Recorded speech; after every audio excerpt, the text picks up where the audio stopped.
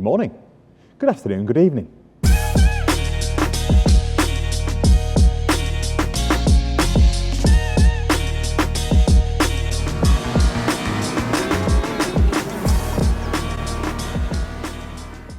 Okay, I'm going to start off with some truths here. A friend basically brought it down and said, would you be interested in this TT? I said, no, it's a little bit old for me. It's not my sort of bag. It's not really sort of cool enough. I don't mind old stuff. We've got a old 1960s Beetle up on the ramp there. I don't mind that, but it's like, it isn't really cool. It's not really me. He said, well, have a look at it anyway and see what you think. Now, it's given me the chance to actually drive this car, and I have driven TTs in the past, but it's been a while since I've driven the Mark II TT. And a little history lesson for you. The TT was launched in 1998. It was originally debuted at a Frankfurt, Geneva, whatever it is, motor show in 95. And then when they actually launched it in 98, no one could quite believe that they actually went ahead with that concept idea. And I don't understand why since then it's got this reputation of being a hairdresser's car. What's the problem with hairdressers?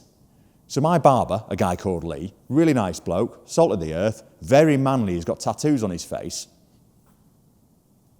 Why this image problem? I'm just not sure. Anyway, let's get into it and let's have a proper look at this car, because this is quite a unique example. It's two owners, which is rare because of the age. It's lowish mileage, it's done about 66,000. However, I've had the pleasure of driving it for a week, and my opinion was a little bit hairdresser-ish of a TT owner.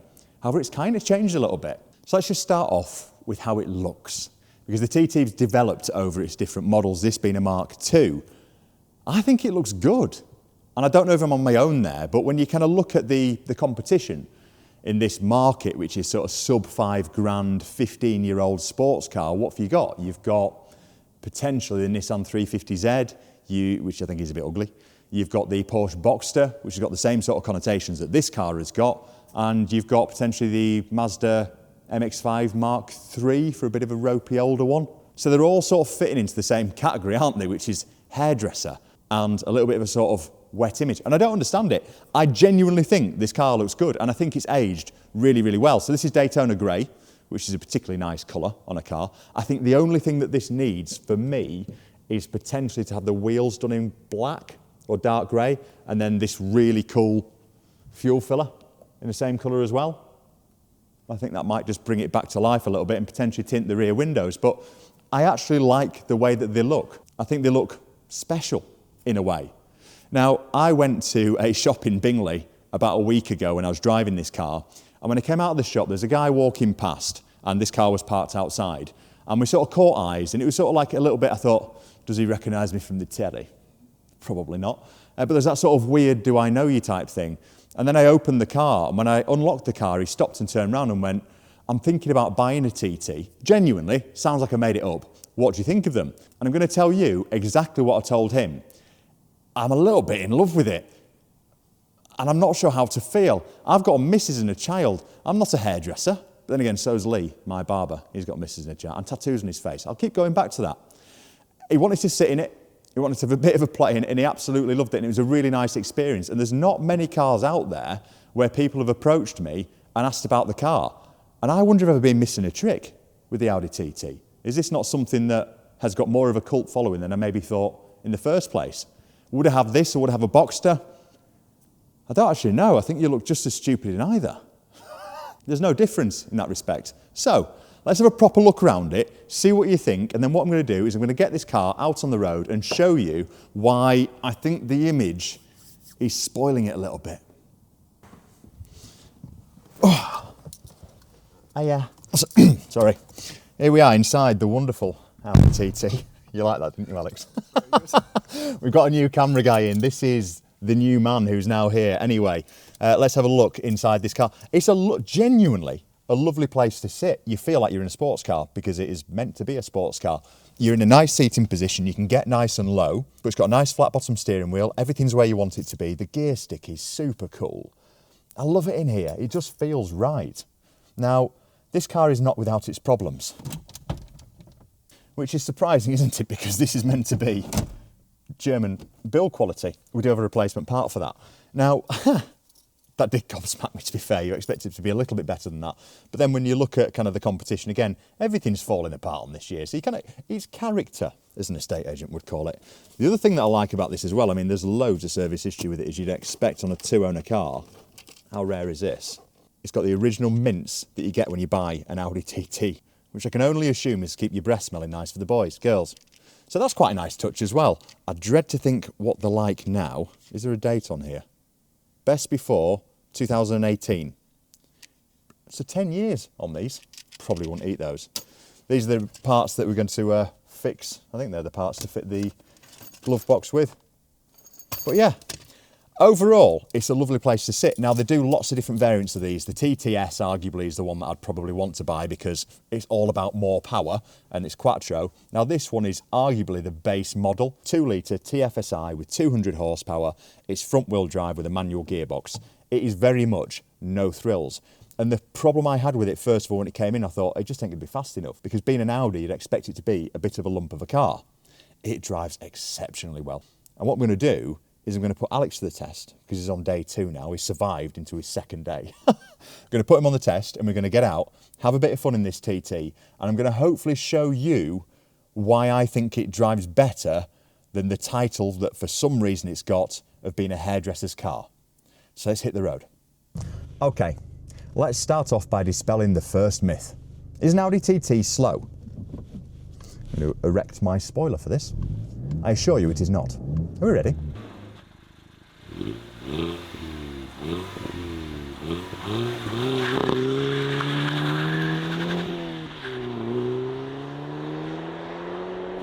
They are surprisingly quick. So I was gobsmacked the first time I drove one of these in just how quick it is. So 0 to 60, 6.5 seconds, top speed 150 miles an hour, base model. They're surprisingly fast. Now, I am on some really narrow, tight and twisty country roads here, like particularly narrow, as you can see from some of this drone footage. This we use for sometimes photographing some of the nicer cars we've got in stock, and it's a great way of shaking down a car that is meant to handle well because it's very bumpy, very bouncy, and the corners are really, really tight. This thing, like, genuinely performs really, really well. And again, I'm still perplexed as to the hairdresser image thing. I get it. The way that they look is sometimes a little bit feminine, and to be fair, it was sort of aimed at the feminine market. Was this? It was aimed at girls, if you're allowed to say that anymore. So I can see why they potentially get that sort of brand of a girl's car and a hairdresser's car. But as a bloke, this car drives really well. It sounds really good as well. Now, my missus came out with a corker, so occasionally she knows nothing about cars, like literally nothing. Is this a tractor? It is, and I think you're going to win in this situation, so I'm going to pull over here, even though you're only a small tractor, with an old man in. You're welcome, sir. No. You don't want to go under those wheels in a TT, that's for sure. But yeah, she perplexed me, so occasionally my missus is absolutely clueless when it comes to cars. So I brought home a Porsche Cayman GTS not so long ago, really nice car, had the exhaust button on it. And her question was, what's that button for and why has it got binoculars on it? Oh, darling. However, what she did say when I came home in this is, oh, I love a TT. I love the gearing on them. Okay. Now, she's got a point. These cars feel like they've got power in every single gear. And the way that they go from sort of redlining into the next gear, they're straight back into the power band. It's very MX-5-y. They're obviously a hugely popular car as well. Now, on the inside, it's a bit like a TARDIS. They look tiny on the outside and on the inside. Thank you, good sir. I wasn't overly impressed. I'm driving on this road. But on the inside, they are surprisingly roomy, ignoring the fact that the glove box is broken. They're well built on the inside as well. So, I mean, the back seats, let's face it, you'd probably need some limbs removed to sit in there and be comfortable. But you can certainly throw a briefcase in there, or a bunch of flowers, or a hairdryer. Here we go.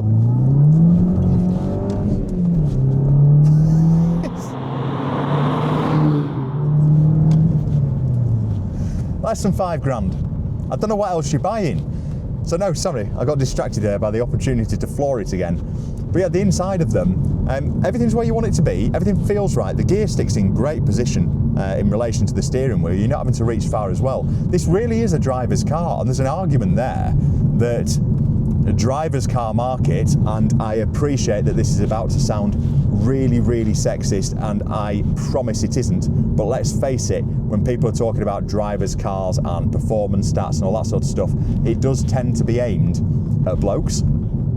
So that's not really, again, a nod towards the term of being a hairdresser, isn't it? Except for Lee, my tattooed friend. So I've had the pleasure of driving this car for sort of a week or so now, and genuinely I've really enjoyed it. I've been really surprised by it. I've done about 35 miles to the gallon as well. It just doesn't seem to want to use any fuel. And I've been driving it properly, making the most out of it.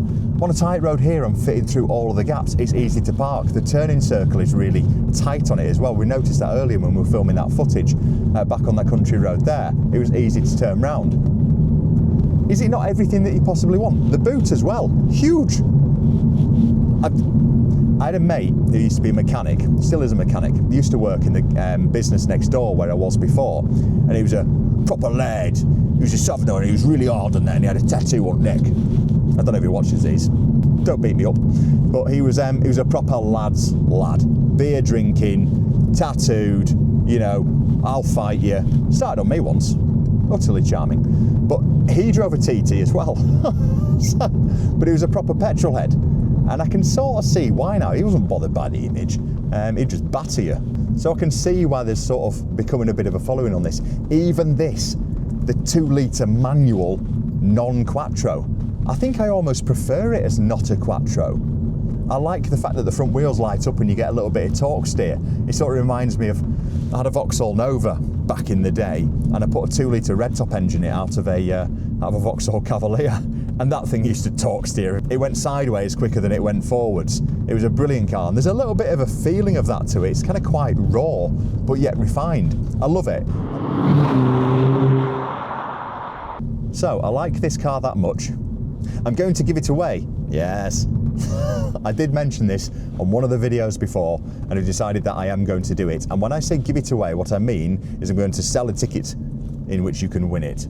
Now, I know there's a lot of people jumping on the bandwagon with this, and I want to be a little bit different with it. So the way that I'm going to do this is I'm going to do some form of donation to a charity as well.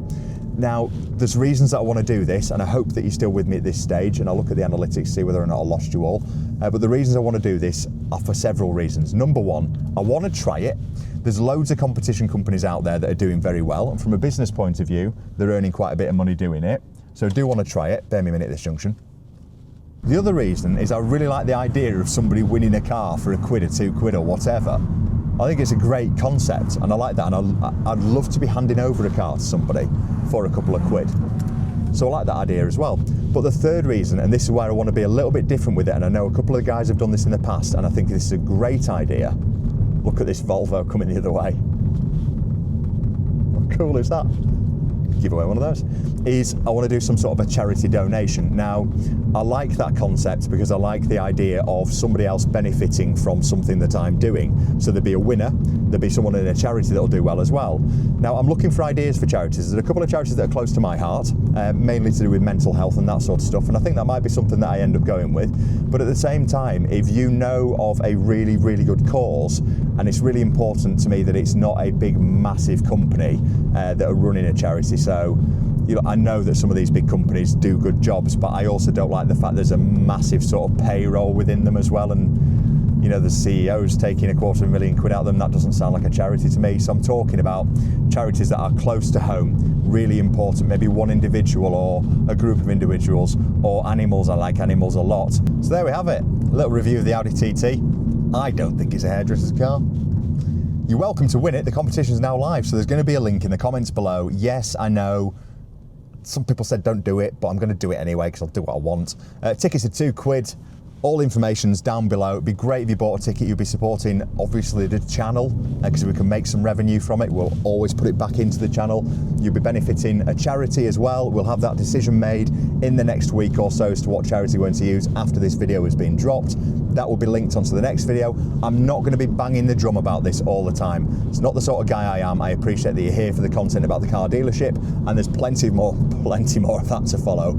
Yeah, I've had a couple of nightmares anyway. I'll be telling you about those over the forthcoming weeks. However, you'll be making a difference to me, a difference to a charity, and you could indeed win this wonderful hot hatch that isn't a hatch, that is quick and reliable and economical and spacious for a couple of quid. It'd be great to give you that car. Anyway, until next time, less of the plug-in, more of the enjoyment.